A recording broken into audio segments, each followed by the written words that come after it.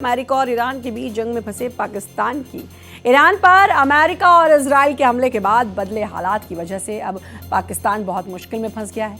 पाकिस्तान को यह समझ में नहीं आ रहा कि वो ईरान का साथ दे या सऊदी अरब का। इस बीच ईरान ने पाकिस्तान को चेतावनी भी दे डाली है कि सऊदी अरब का साथ दिया तो अंजाम बुरा होगा। क्या पाकिस्तान पर अब ईरान जो है वो हमला करेगा? टॉप एंगल से डिटेल में बताएंगे।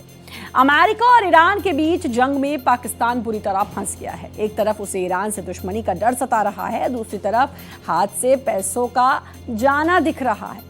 ईरान के हमलों के बीच 2 दिन पहले पाकिस्तान के आर्मी चीफ आसिम मुनीर ने रियाद में सऊदी अरब के रक्षा मंत्री से मुलाकात की थी।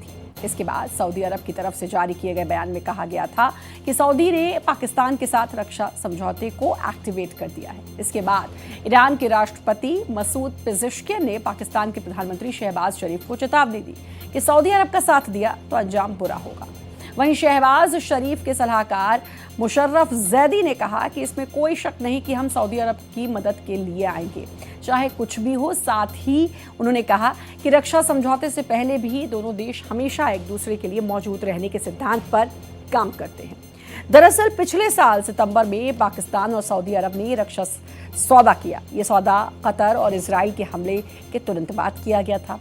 उस समय विशेषज्ञों ने कहा था कि सऊदी अरब ऐसे ही हमलों से बचाव और पाकिस्तान के परमाणु बमों की सुरक्षा पाने के लिए इस समझौते पर तैयार हुआ। सऊदी को इजराइल से ज्यादा ईरान से डर है। ऐसे में सऊदी अरब ने अपनी सुरक्षा को मजबूत करने के लिए पाकिस्तान के साथ ये रक्षा समझौता साइन किया। लेकिन इतना सब कुछ होने के बावजूद पाकिस्तान से सऊदी अरब को कोई खास मदद मिलती नहीं दिखाई दी, क्योंकि पाकिस्तान अपने पड़ोसी देश ईरान को नाराज नहीं करना चाहता। यही इसकी वजह है पाकिस्तान में मौजूद शिया आबादी। अभी गिलगिन बाल्टिस्तान में अशांति है, जहां शिया आबादी ज्यादा है। पाकिस्तान जानता है कि अगर वो ईरान के खिलाफ गया तो इन इलाकों को बचा पाना नामुमकिन हो जाएगा। बेशक पाकिस्तान का ईरान के साथ पहले भी तनाव रहा और मिलिट्री झड़पें हुई, लेकिन पाकिस्तान दशकों से शिया सुन्नी के सांप्रदायिक झगड़ों से भी जूझ रहा है, जो कि सऊदी अरब ईरान के बीच एक आइडियोलॉजिकल कोल्ड वॉर थी जो 2000 के दशक के आखिर में खत्म हुई। जाहिर है पाकिस्तान नहीं चाहेगा ये घटनाएं फिर से हों, रिपीट हो, लेकिन इससे पाकिस्तान से सऊदी अरब की जो नाराजगी है वो ज़रूर बढ़ जाएगी।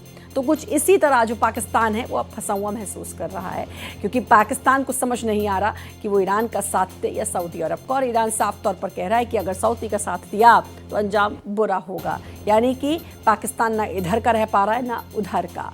तो अब ये देखना होगा कि आखिरकार पाकिस्तान मुसीबत से बचने के लिए क्या करता है। तो ये थी टॉप एंगल की आज की टॉप 5 स्टोरीज, जो डिटेल में आपको बताई, टॉप एंगल से बताई और आपको समझाया कि इंटरनेशनल पॉलिटिक्स में क्या कुछ हो रहा है।